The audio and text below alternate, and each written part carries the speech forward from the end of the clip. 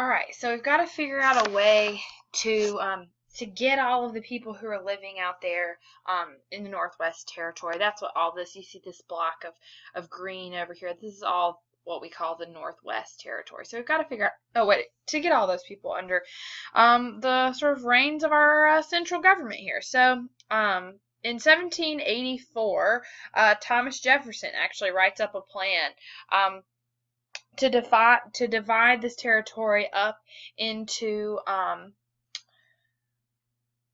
many?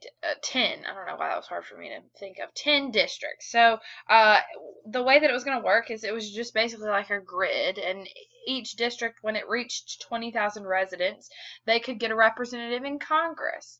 And then later on, after the district was, after it had even more residents living in that place, they could be admitted later on as a state.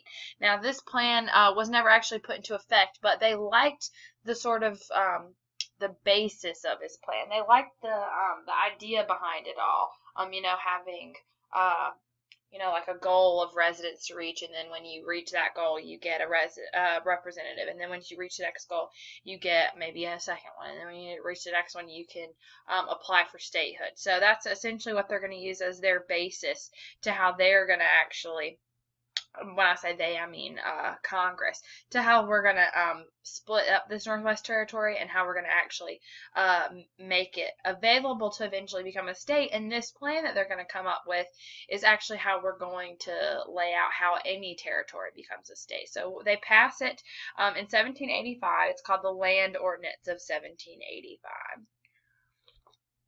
So what happens here is the land is going to be divided like a grid, sort of like Thomas Jefferson had his plan.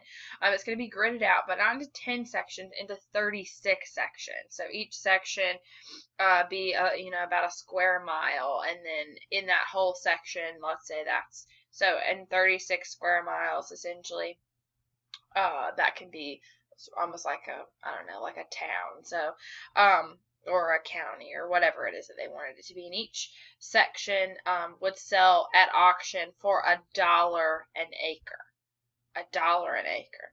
So that's pretty impressive. So this ends a lot of land disputes. Everyone's saying, how, what land belongs to who and things like that. This is going to be a way to sort of crush all that. Everybody can buy the land. We'll have real borders, and it'll be easier. And this is the tool that we're going to use to set up for other territories. Now, we've got a plan for how these territories are going to eventually become a state.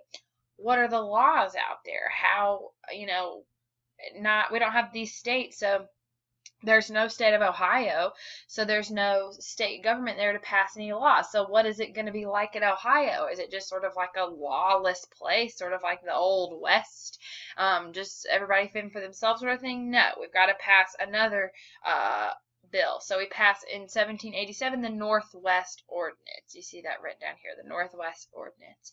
So the Northwest Ordinance basically helps with how a settlement becomes a state, but also, what is the law like in that settlement? What's the law like in that territory?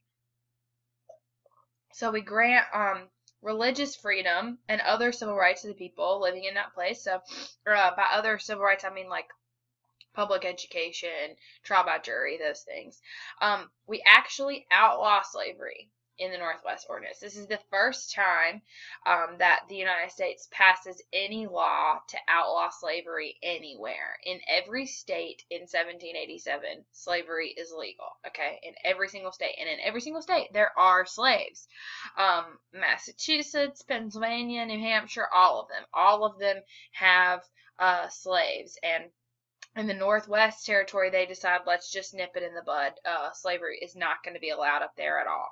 So the way that we decided how you're eventually going to become a state is we say that 5,000 adult males, okay, so 5,000 men, probably over the age of 21, and in their mind, adult wasn't just, age. It also had to do with how much money you had and whether or not you owned land. So once we had 5,000 land owning 21 21-year-olds out there, we could send a non-voting representative to Congress. And you're probably like, well, what good is a representative that can't vote? It's kind of useless. And I mean, it is kind of useless, but it's sort of like getting a lobbyist, okay? So you've got someone that can at least speak on your behalf and convince other people to possibly vote in your favor, and can see what's going on in Congress and can sort of come home and report back.